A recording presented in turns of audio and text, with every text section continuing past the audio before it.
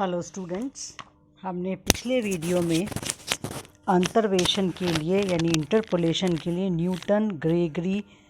Forward interpolation formula पढ़ा था। आज हम पढ़ने जा रहे हैं कि न्यूटन ग्रेगरी का ही पश्च अंतर्वेशन के लिए न्यूटन ग्रेगरी सूत्र यानी बैकवर्ड डिफरेंस इंटरपोलेशन और Newton Gregory formula for backward interpolation. अब आपके मन में एक प्रश्न आएगा सबसे पहले कि जब हम इंटरपोलेशन के लिए न्यूटन का फॉरवर्ड डिफरेंस फार्मूला पढ़ चुके हैं तो हम बैकवर्ड इंटरपोलेशन फार्मूले की क्या ज़रूरत पड़ी। तो देखिए, मैंने इंटरपोलेशन में आपको ये बताया था कि जो हमें इंडिपेंडेंट वेरिएबल इक्वल डिस्टेंसेस पर दिए हुए हैं यानी x की वैल्यूज़ a प्लस h और a plus up to a plus NH, तो हमारे पास में हम उन दिए गए मानों के बीच में जो कि अननोन है उसके ऊपर यदि हम किसी x के कॉरस्पॉन्डिंग fx का मान ज्ञात करते हैं तो हम उसे इंटरपोलेशन कहते हैं। तो हमारे पास जब हमने न्यूटन का फॉरवर्ड डिफरेंस फार्मूला पढ़ा तो उसमें हम जो फार्मूला है वो हमें जो x के मान दिए हुए हैं उनकी इनिशियल वैल्यूज़ के यानी जो बिगिनिंग की वैल्यूज़ हैं उनके लिए हम यदि अंतर्वेशन निकालते हैं तो वो ज़्यादा अच्छे रिजल्ट्स देता है। और जबकि बैकवर्ड डिफरेंसेस फार्मूले के लिए जब हमें x की वैल्यूज़ दी गई हैं, जो x की वैल्यूज़ दी गई हैं उनके अंतिम जो लास्ट की वैल्यूज़ हैं उनके कॉरस्पॉन्डिंग यदि हमें fx का मान निकालना हो तो हमारा जो आज हम पढ़ने जा रहे हैं बैकवर्ड इंटरपोलेशन फार्मूला उसका यूज़ करना सही रहता है। मतलब जो हमें x की वैल्यूज़ दी जाती हैं a plus h a plus 2h and a plus n h, इन वैल्यूज़ की बिगनिंग की जो वैल्यूज़ हैं यानी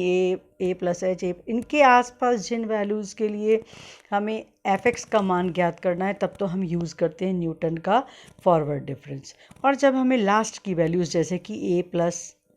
NH a plus n minus 1 है जो नीचे की वैल्यूज़ हैं x की, उनके आसपास जब हमें x के कॉरस्पॉन्डिंग fx का अननोन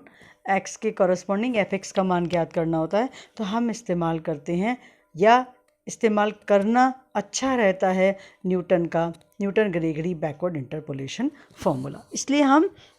आज पढ़ने जा रहे हैं पश्च अंतर्वेशन के लिए न्यूटन ग्रेगरी सूत्र।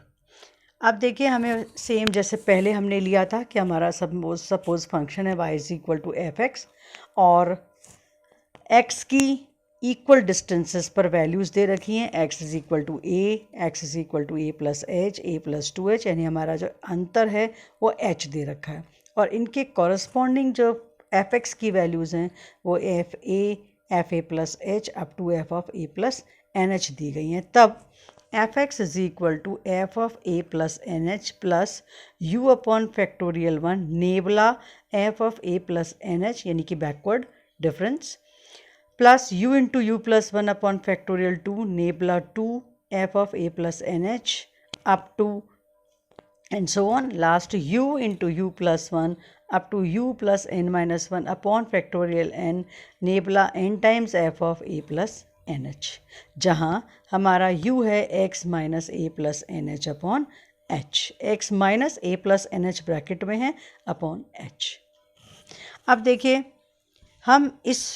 फॉर्मूले को प्रूव करने के लिए हम सबसे पहले ये ले रहे हैं कि मान लीजिए जो हमारा x की जो डिफरेंट वैल्यूज़ दी हुई हैं उसमें हम x को एक nth डिग्री का पॉलिनोमल के रूप में लिख सकते हैं Pnx। तो हमारा nth डिग्री का पॉलिनोमल जैसे कि मैंने पिछले में भी आपको बताया था, अब इसमें जो पॉलिनोमल हम लिखते हैं वो डिफरेंट तरीके से लिखते हैं। अब देखिए, यहाँ हम Pnx यूज़ करें यानी कि हमारा nth डिग्री का पॉलिनोमल Pnx है a0 plus x minus a plus NH bracket में और होल ब्रैकेट के साथ a1, थर्ड टर्म हो जाएगी हमारी x minus a plus NH यानी हम अब की बार x की वैल्यूज़ नीचे से स्टार्ट कर रहे हैं, मेरा मतलब सारणी से लास्ट की वैल्यूज से स्टार्ट कर रहे हैं। तो x minus a plus NH into x minus a plus n minus 1h bracket close और a2 एंड लास्ट में आ जाएगा हमारे पास x minus a plus n h, x minus a plus N minus one into h up to x minus a plus h, और complete bracket के बाद into a n से दिस इज़ इक्वेशन नंबर 1। और यहाँ पर हमारे a0, a1, a2, an constants हैं और हमने उनको इस तरीके से सेलेक्ट किया, इस तरीके से चूज़ किया है कि p N A plus n h is equal to f of a plus n h, P2 f of P n a plus n minus 1 h is f of a plus n minus 1 into h, and P n a plus up to and so on, and P n a plus h is equal to f of a plus h. P n a is equal to f of a. हम बिल्कुल forward फार्मूले की तरह ही इसको हम proof करेंगे, सिर्फ अंतर ये होगा कि जो हमने पॉलिनोमियल लिया है nth डिग्री का, हमने उसको वहाँ पर स्टार्टिंग की वैल्यू x माइनस ए से, यानी कि x is equal to a से स्टार्ट किया था, यहाँ हम x is equal to a plus n h से ले रहे हैं। तो बाकी सारा प्रोसीजर सेम ही रहता है। तो अब हमने क्या किया, जो इक्वेशन नंबर 1 है, क्योंकि हमको a0, a1, a2 हमने खुद ने लिखे हैं, इसलिए हम उनकी वैल्यूज़ कैलकुलेट करेंगे। तो हमने सबसे पहले इक्वेशन नंबर 1 में सब्सटीट्यूट किया x is equal to a plus n h. तो लेफ्ट हैंड साइड हो जाएगी हमारी p N A plus n h, जो हम पहले ही बता चुके हैं f of a plus n h के बराबर है। तो left hand side is f of a plus n h, और राइट हैंड साइड में क्योंकि सभी टर्म्स में x minus a plus n h एक फैक्टर है केवल a0 को छोड़ करके, तो सब टर्म्स खत्म हो जाएंगी और सिर्फ रह जाएगा f of a plus n h is equal to a0, और we can say a0 is equal to f of a plus n h, जिसे मैंने बॉक्स में रखा है। नेक्स्ट हमने सब्सटीट्यूट किया इसी इक्वेशन नंबर 1 में x is equal to a plus N minus 1, जिसको मैंने ब्रैकेट के लिए एक ब्रैकेट लिया, और h। तो हमारे पास left hand side same P N A plus N minus 1 H होगा, जिसको हम पहले ही कह चुके हैं, ये हो जाएगा f of a plus N minus 1 h, और right hand side becomes a0 plus x की जगह a plus N minus 1 h रखेंगे, और x minus a plus n h into a1। अब क्योंकि हम a0 पहले ही कैलकुलेट कर चुके हैं, तो हमारे पास आ जाएगा f of a plus N minus 1 h is equal to f of a plus n h plus, जब हम इसको सब खोलेंगे तो ये रह जाएगा ब्रैकेट में माइनस एच इंटू a1। तो a1 is f of a plus n h minus f of a plus N minus 1 into h upon h, जिसको हम लिख सकते हैं a1 is equal to nabla of f of a plus n h upon h. हम nabla की definition पहले भी पढ़ चुके हैं, मैंने उसी का यूज़ किया है। नेक्स्ट हमारा हो जाएगा हमने इसमें जो इक्वेशन नंबर 1 है उसमें x is equal to a plus N minus 2 h substitute किया, तो हमारे पास आ जाएगा लेफ्ट हैंड साइड, जैसा कि मैं बता चुकी हूँ, f of a plus N minus 2 into h is equal to f of a plus n h a0 की वैल्यू, a1 की वैल्यू रख दी, और उसके साथ में ये हो जाएगा x की जगह a plus N minus 2 into h रखने पर माइनस का 2h f of a plus n h minus f of a plus N minus 1 into h upon h, और थर्ड टर्म हो जाएगी minus 2h minus H and a2, जिसको simplify करने पर हमारे पास a2 आ जाएगा, जो मैंने डिटेल में सिंप्लीफाई कर रखा है। a2 is equal to nabla 2 times operate करना है f of a plus n h upon factorial 2 into h square. हम इस तरीके से, जैसे हमने पहले x is equal to a plus n h, फिर a plus N minus 1 h, a plus N minus 2 h, third हम रखेंगे a plus N minus 3 bracket और h, तो we will get a3 will be nabla 3 times f of a plus n h upon factorial 3 into h cube. इसी procedure को हम आगे रखेंगे तो हमारे पास ए एन आ जाएगा del nabla to the power n f of a plus n h upon factorial n into h to the power n। Nabla is backward difference. Substituting these, इन सभी वैल्यूज़ को हमने सब्सटीट्यूट कर दिया इक्वेशन नंबर 1 में, जो हमारे पास थी, जिसमें हमारे a0, a1, a2, an जो हमें कैलकुलेट करने थे। जब इनको सब्सटीट्यूट किया तो हमारी left hand side f x is equal to f of a plus n h f of a plus n h plus x minus a plus n h nabla f of a plus n h upon factorial 1 into h, और last term हो जाएगी हमारी x minus a plus n h into x minus a plus N minus 1 into h. इसी का last factor हो जाएगा x minus a plus h nabla to the power n f of a plus n h upon n factorial into h to the power n. और ये कहलाता है हमारा Newton का पश अंतर्वेशन सूत्र, यानी Newton Gregory formula for backward interpolation. अब हम यहाँ पर यदि x minus a plus n h upon h को u सब्सटीट्यूट कर दें तो हमारे पास x minus a plus n h हो जाएगा u H,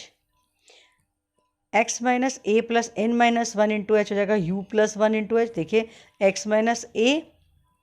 upon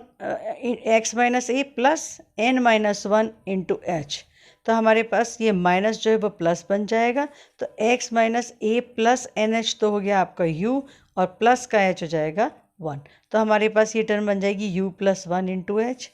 x minus a plus N minus 2 into h will becomes u plus 2 into h, and last हमारे पास x minus a plus h बन जाएगा u plus N minus 1 into h. और यही formula जो हमारे अभी हमने न्यूटन का बैकवर्ड इंटरपोलेशन निकाला, ये बन जाएगा f of x is equal to f of a plus n h plus u upon factorial 1 nabla f of a plus n h plus u into u plus 1 upon factorial 2 nabla 2 times f of a plus n h, और last हो जाएगा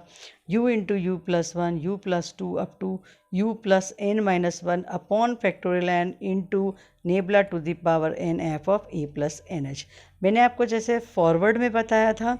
कि हम इसी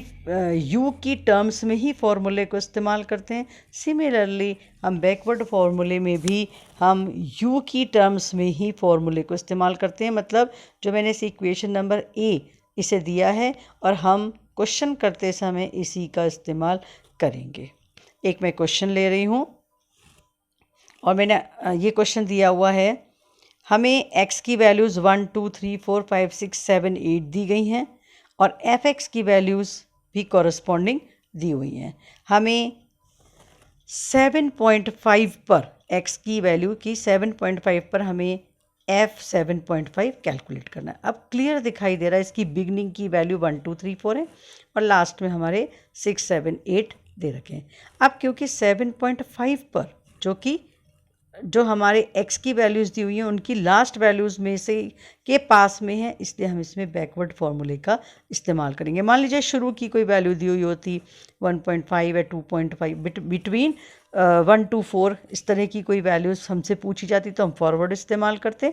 और क्योंकि हमें last की वैल्यूज़ के पास में पूछा है इसलिए x की जो मान दिए हुए हैं उसके अंतिम वैल्यूज़ के आसपास हमसे पूछा जा रहा है, इसलिए हम बैकवर्ड इंटरपोलेशन फार्मूला काम में लेंगे। सिर्फ इसमें जो है जो हमारा रिज़ल्ट आता है वो ज़्यादा फाइनर आता है इसमें जब हम इस्तेमाल करते हैं। ये नहीं है कि हम फॉरवर्ड यूज़ कर लेंगे तो गलत हो जाएगा, लेकिन इसका यूज़ करने से रिज़ल्ट अप्रॉक्सीमेशन हमारा इसमें ज़्यादा अच्छा आता है। तो अब हमें जो x की वैल्यूज़ दी हुई थी उसके कॉरस्पॉन्डिंग हमने एफ एक्स की वैल्यूज़ लिख करके, और टेबल आपको पता ही कि हम difference table as it is बनाते हैं। हमने जो टेबल है डिफरेंस में हम डेल ही यूज़ करते हैं और हमने एक टेबल बना ली जो मैंने आपको दिखा दी है यहाँ पर। 8 - 1 एफ एक्स की वैल्यूज़ 1 8 है तो 8 - 1 27 - 8 ये सारी वैल्यूज़ ले ली हैं। अब हमने बैकवर्ड फार्मूला इस्तेमाल करना है। तब देखिए यहाँ पे हमें दे रखा है h की वैल्यू 1 2 3 है तो h की वैल्यू तो हो गई 1। x क्योंकि जो अननोन है जो हमसे पूछा गया 7.5 तो x हो गया 7.5,